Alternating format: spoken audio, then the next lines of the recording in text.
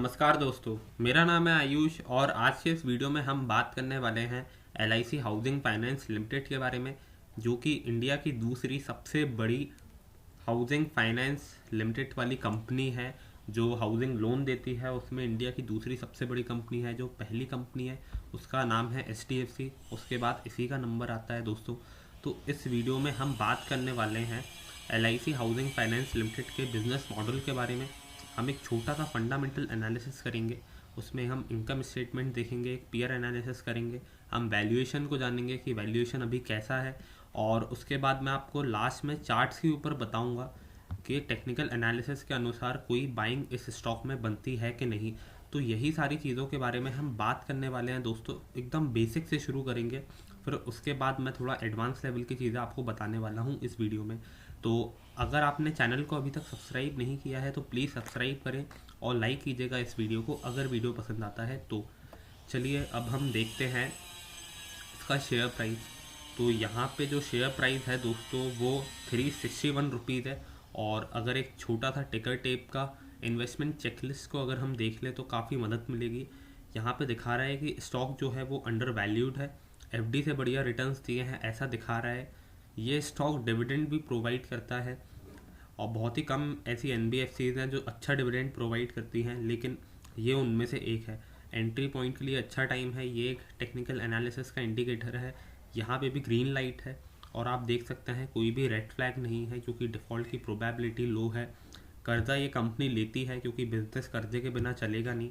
लेकिन जो इसका पेरेंट है SBI, माफ़ कीजिएगा दोस्तों, जो इसका पेरेंट है LIC, उसकी वजह से इसको काफ़ी अच्छा सपोर्ट मिलता है। आप यहाँ पे अगर इन्वेस्टमेंट चेकलिस्ट को देखें तो 5 आउट ऑफ 5 मिल रहे हैं सब जगह। यहाँ पे दिखा रहा है कि स्टॉक की जो डायरेक्शन है वो अप है। अब अगर हम बात करें इसके रिटर्न प्रोफाइल की तो वन डे में 1.24% रिटर्न्स है।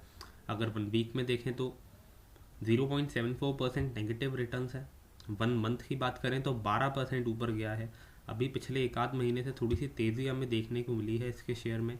अगर हम 1 ईयर की बात करें तो जो ट्रेंड है वो काफ़ी डाउनवर्ड की तरफ रहा था। और यही अगर मैं 5 सालों में देखूं तो 5 सालों में इसने -25% के रिटर्न्स दिए हैं।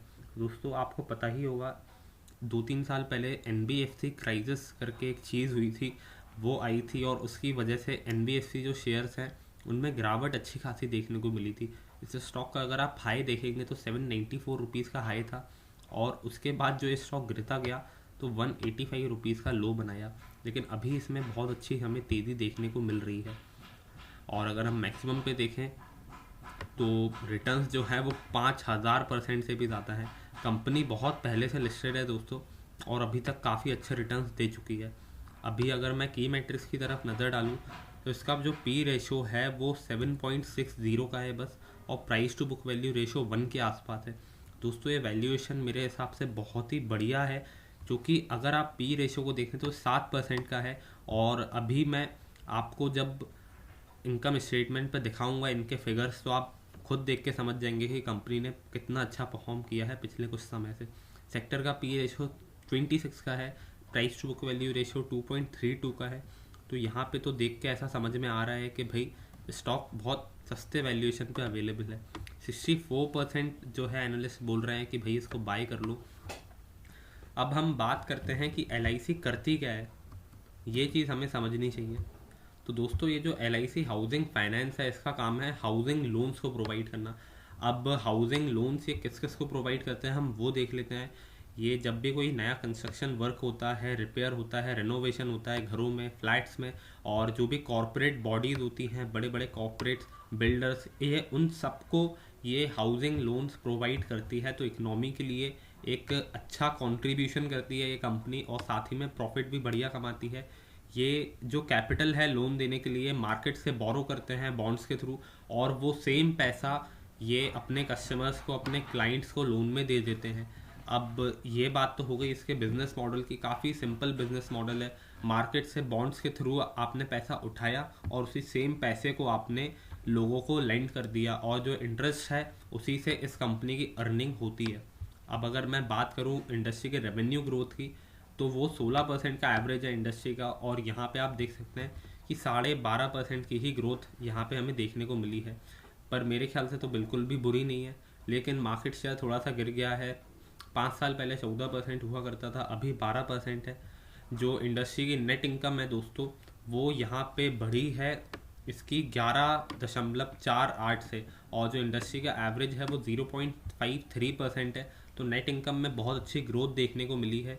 अब अगर मैं बात करूँ इनके रेवेन्यूज़ की, तो FY 2020 के जो रेवेन्यूज़ हैं वो 19,706 करोड़ रुपए हैं, और जो नेट इनकम हुई है वो 2,403 करोड़ रुपए हुई है दोस्तों। अब ये बात तो हो गई इसके नॉर्मल व्यू की।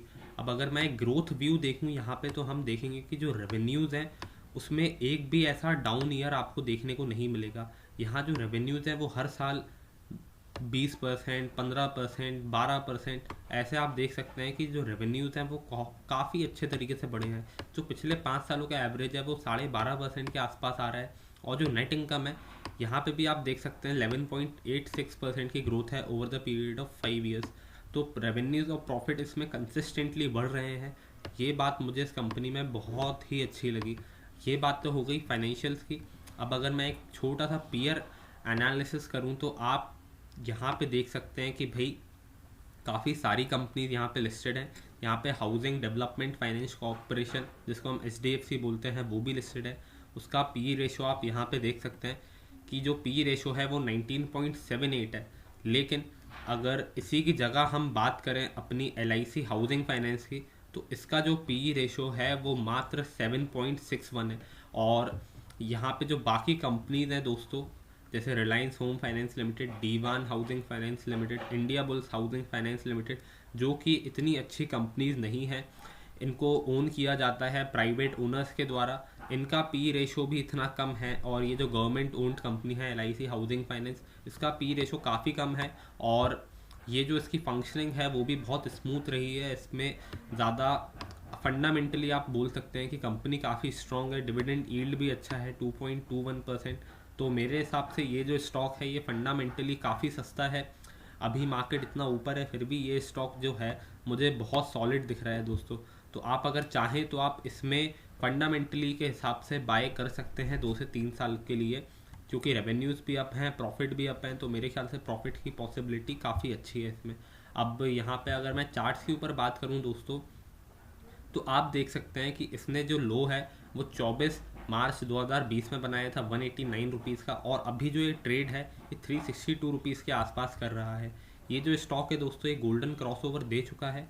ये जो रेड लाइन है ये 50 दिन का मूविंग एवरेज है, ब्लू लाइन 200 दिन का मूविंग एवरेज है। यहाँ पे एक अच्छा खासा क्रॉसओवर पहले ही दे चुका है, और अब जो स्टॉक है वो अप ट्रेंड को फॉलो कर रहा है। इसको दिखाने के लिए मैं लाइन चार्ट्स पे आपको दिखा देता हूँ कि भाई किस प्रकार का ट्रेंड इसमें हमें देखने को मिल रहा है। दोस्तों ये जो सॉफ्टवेयर है जो मैं यूज़ कर रहा हूँ, ये एंजल ब्रोकिंग का सॉफ्टवेयर है। चार्टिंग इसकी काफ़ी बढ़िया है। तो आप अगर एंजल ब्रोकिंग में एक अकाउंट खुलवाना चाहते हैं तो उसका लिंक मैं आपको डिस्क्रिप्शन में दे दूँगा, आप वहाँ से इसका अकाउंट खुलवा सकते हैं। अब यहाँ पे मैं आपको दिखा देता हूँ दोस्तों, ये जो स्टॉक है ये एक ट्रेंड लाइन को फॉलो करता हुआ जा रहा है। और अगर आप इसमें 340 रुपये का स्टॉप लॉस लेके अभी जो करंट प्राइस चल रहा है 362 रुपीज़, उस पर भी बाइंग करते हैं, तो मेरे ख्याल से आपको 400 रुपये तक के टारगेट्स तो इसमें देखने ही चाहिए दोस्तों। तो मेरे ख्याल से फंडामेंटली और टेक्निकली दोनों ही सिचुएशन में काफ़ी अच्छी बाइंग है इस स्टॉक में। तो दोस्तों ये था आज का छोटा सा analysis LIC housing finance limited के ऊपर। कमेंट करके नीचे बताइएगा वीडियो कैसा लगा, लाइक कीजिएगा इस वीडियो को, सब्सक्राइब करिएगा हमारे चैनल को, and thank you for watching this video.